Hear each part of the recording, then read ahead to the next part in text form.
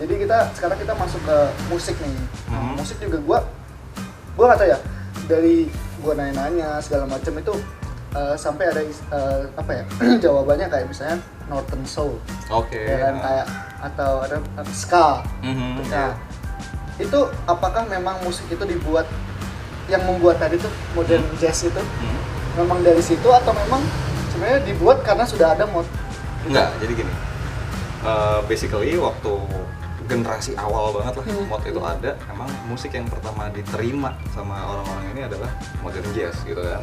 Itu yang pertama kali diterima. Tapi setelah waktu berjalan terus gitu kan, dari 50-an awal ke 60 aja, mereka tuh udah menerima jenis-jenis musik baru yang emang mereka suka gitu, dan mereka diterima lah sama komunitas itu. Ada banyak, ada kayak R&B, soul, American soul. Nah di situ juga tadi kayak lo bilang Northern soul juga itu salah satu subgenre dari soul kan. Nah, terus ada jazz, ada juga banyak juga sih emang, dan emang itu diterima ska blues reggae, ya ada beberapa mod juga yang dari reggae, dan itu emang diterima sama subculture.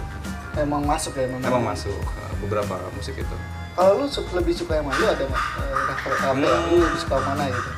Gue suka modern jazz, gue R&B gue suka, tapi gue kalau secara pribadi sih gue ibaratnya kayak modern jazz gue suka, R&B gue suka, tapi kalau yang gue suka banget adalah Northern Soul gitu. Northern Soul.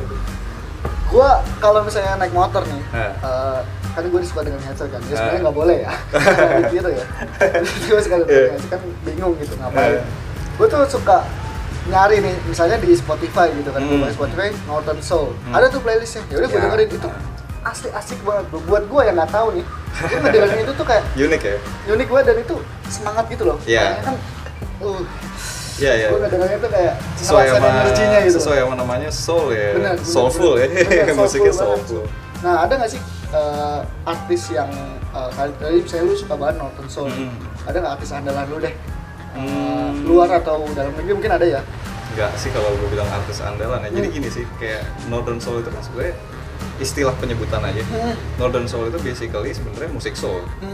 Kenapa dikasih nama Northern Soul adalah dulu jadi ada orang punya toko records nih. Ada orang punya toko records. Nah toko recordsnya ini suka kedatangan pelanggan dari Inggris bagian utara gitu, Northern gitu. Jadi kayak mereka nyari musik soul dengan tempo yang upbeat gitu kan, dengan tempo yang kayak gini lah gitu. Ini gue nyari jenis musik yang kayak gini gitu. Nah si toko record ini akhirnya jadi timbul lah istilah buat kalau ada orang-orang ini datang ke toko record lo nggak usah ini ya, mereka tuh nyari musik Northern yang diistilahkan dengan Northern Soul. Jadi musik soul dengan tempo yang agak lebih upbeat gitu kan, dengan ya basically dia sebenarnya musik soul. Cuman dia lebih upbeat dan lebih danceable. Nah itu dance juga tuh. Iya. Nah kalau misalnya itu tuh model-modelannya album atau bisa satu artis ya, atau single. Jadi emang satu artis ya udah terkenalnya dia emang itu doang lagi. Banyak yang kayak gitu juga banyak. Yang kayak gitu banyak, yang ibaratnya kayak artis yang cuman record single doang itu lebih banyak, dan biasanya cenderung lebih rare tuh recordnya. Gitu. Tapi ada juga yang sebenarnya ini keluarnya di album gitu. Jadi kayak ada salah satu lagu dari album artis apa yang ini masuk juga sebenarnya ke kategori Northern Soul ini, dan dia punya 7 inch-nya. Jadi record kan kayak ada yang 12 inch, vinylnya itu kan ada yang 12 inch, ada yang 7 inch kan. 7 inch ini single nih. Nah mereka nih kadang-kadang ada artis yang punya albumnya di 12 inch tapi ngeluarin juga 7 inch-nya, atau ada yang emang cuman mereka nggak punya banyak lagu gitu ya, mereka cuman rilis singlenya doang, 7 inch-nya doang gitu.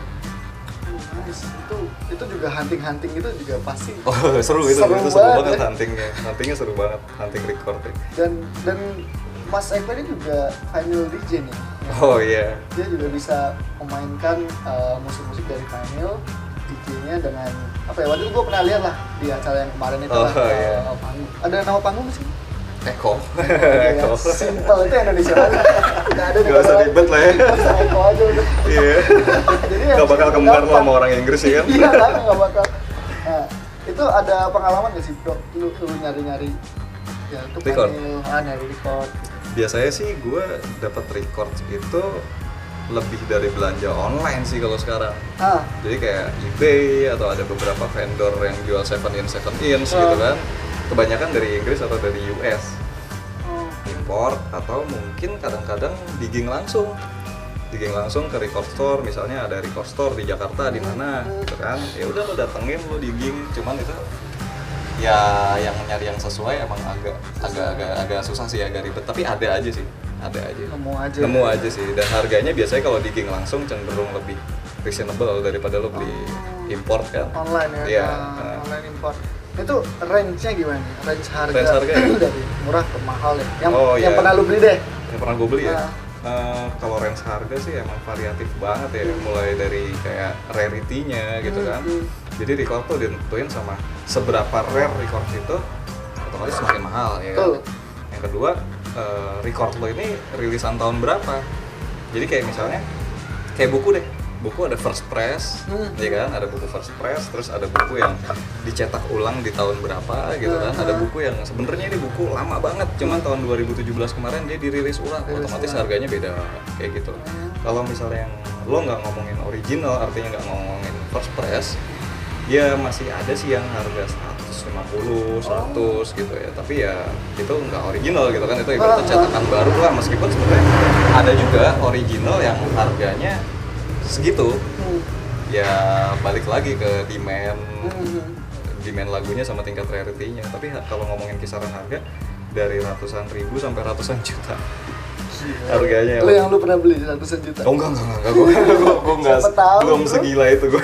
Tahu bos. Enggak, gue belum segila itu. Kalau misalnya ngomongin misalnya soul ya, atau misalnya musik yang terkait dengan mod, Indonesia ada nggak sih yang khusus mainin soul gitu, tahun segitu ya? Atau mungkin sekarang juga nggak apa-apa ya, yang diterima di mod Indonesia gitu. Ada nggak sih artis Indonesia atau band atau ya indie sih. Indie sih paling. Ya Innocenti itu mainin R&B ya kan. Banyak sih sebenarnya band-band indie yang mainin. Oh, lu belajar DJ? Belajar DJ? Tapi by the way, bentar. Lu kemarin ke Jepang ya? Oh iya. Oke, jadi si Mas Eko ini kemarin baru bulan lalu ya Pak? Mei. April ke Mei itu kayaknya lumayan lama deh. 12 hari sih gua. 12 hari ke Jepang.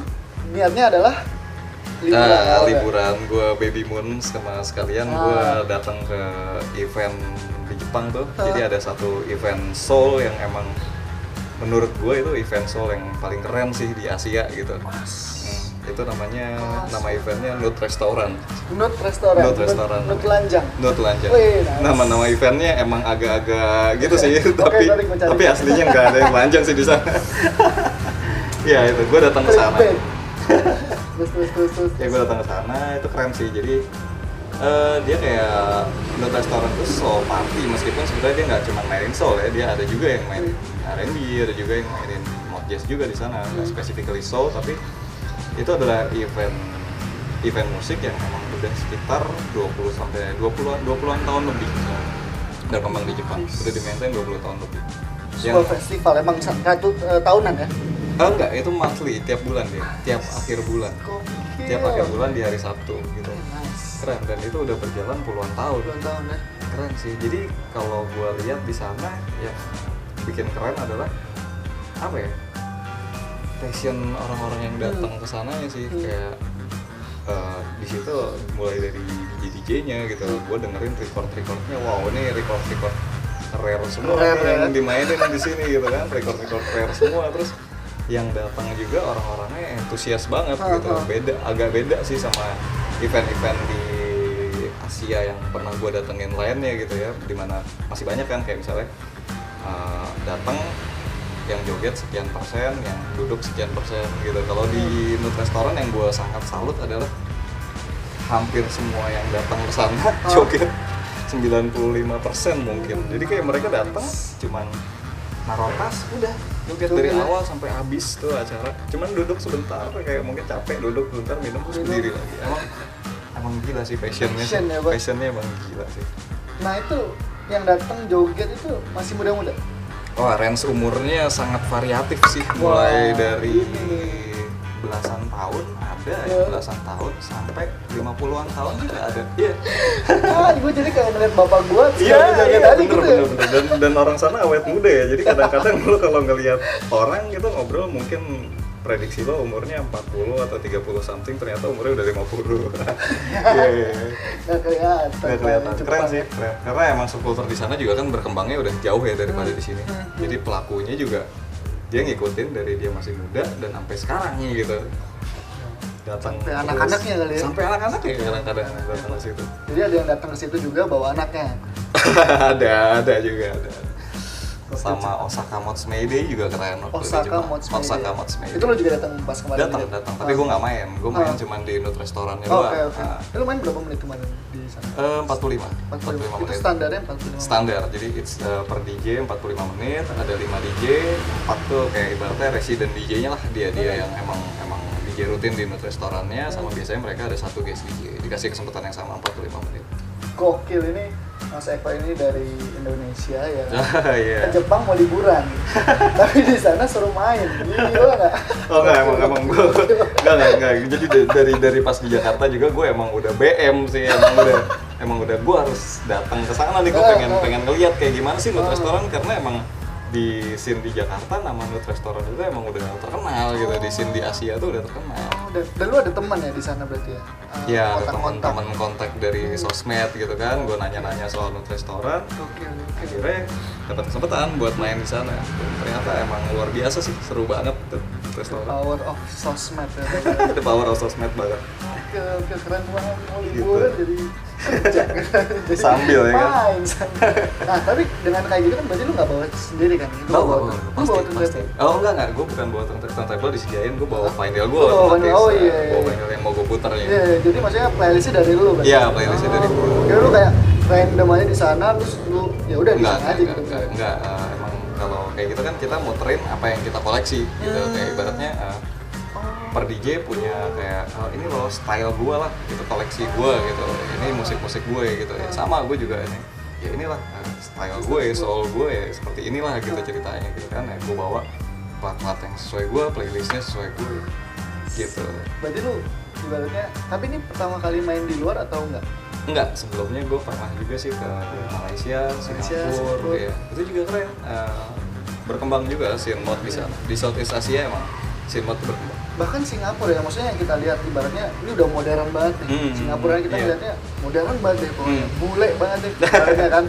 Tapi ternyata modnya maju ya, subculture di sana berkembang, terutama di sana itu kan karena Singapura itu banyak expat ya, banyak expat, banyak orang Inggris, ada orang Prancis, ada orang Australia kan, ya enak sih, jadi lebih seru kali ya buat mereka dan lebih mudah gitu buat tukar informasi, buat influence lah, saling influence satu sama lain. Beda sama kita di Jakarta ya. Belum kali ya Pak, pelan-pelan ya. Belum kali. Tapi kalau ada kayak misalnya Mas Eko atau mungkin Mas Iqbal, ada teman-teman yang lain yang passionate, gue yakin sih Jakarta ya paling berapa, 5 tahun, 6 tahun lagi bakal sama lah kayak mereka gitu kan. Nah, terus balik lagi nih yang ke Jepang kemarin. Tapi lu main sekali ya? Iya, main sekali di Kobe nama kotanya. Di Kobe, nama kotanya, dan apa ya, lu melihat terutama Jepang ini, berarti pertama kali di Jepang manggung ya? Iya, pertama kali. Terus lu ngeliat crowd-nya nih joget nih? Crowd-nya keren. Nah, itu gimana lu? Jadi dengan musik yang lu bawain gitu? Iya, mereka sangat apa ya, sangat respect lah sama orang yang datang ke sana gitu, dan sangat respect sama ibaratnya orang yang sama-sama punya passion yang sama, sama-sama punya kesukaan musik yang sama gitu kan. Terus gue banyak banget belajar di sana gitu kan, banyak banget belajar dari playlist mereka gitu. Terus gue juga banyak, oh ternyata seperti ini toh, ibaratnya subculture yang udah lama ada dan bisa berjalan selama puluhan tahun gitu. Oke, gini nih kondisi orang-orangnya gitu ibaratnya. Keren sih, sebuah pengalaman buat gue, karena kalau ibaratnya kita compare sama Jakarta kan mungkin jauh gitu kan. Di sana emang udah puluhan tahun dan udah jadi gitu. Di sini kita masih ibaratnya kayak menuju itulah, meskipun dulu Jepang juga pasti pernah ada di posisi kita gitu kan dari awal gitu, tapi sebuah pengalaman tersendiri sih buat gue, kayak ngelihat oh gini di tempat yang subculture-nya udah berkembang dan mereka sangat mandiri banget. Ya dalam artian kayak misalnya yang keren adalah Osaka Matsumaide sih.